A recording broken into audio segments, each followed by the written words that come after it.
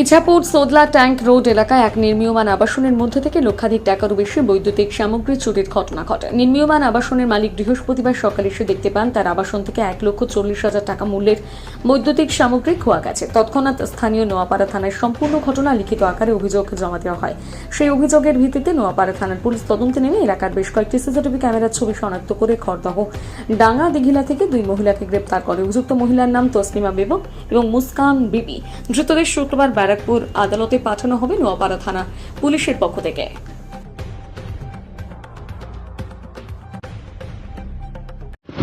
কালকে আমরা যখন আমাদের ফ্ল্যাটে যাই দেখলাম যে আমাদের ইলেকট্রিকে কোনো জিনিসপত্র নেই। হঠাৎ মানে আমি আশ্চর্য হয়ে গেলাম যে জিনিসপত্র কি হলো। তখন আমরা খোঁজাখুঁজি স্টার্ট করলাম। সকালবেলা আমি সিকিউরিটিকে ডাকলাম, জানলাম দেখছি যে আমাদের কোনো মাल नहीं।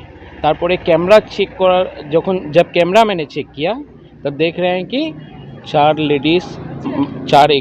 एक लेडीज़ का ग्रुप आया और वो बैग में कर माल लेकर निकल रहा है।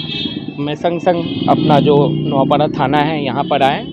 नौपाड़ा थाना में आकर मैंने कंप्लेन जनाया तो यहाँ का मेजो बाबू से बात होने के बाद उन्होंने क्या किया, तुरंत इस घटना का संज्ञान लिया और संज्ञान लेकर तुरंत उसका खोजबीन कर सिर्फ एक दिन के अंदर वो रात को ही कंफर्म कर दिए कि हमारा माल रिकवर हो गया, मिल गया। और जो भी इसमें जो भी आरोपी थे सबको उन्होंने गिरफ्तार कर लिया। मतलब ये घटना जैसे चोरी होकर मेरा एक शौक हुआ था वैसे ये रिकवर होकर एक मेरिकल हो गया।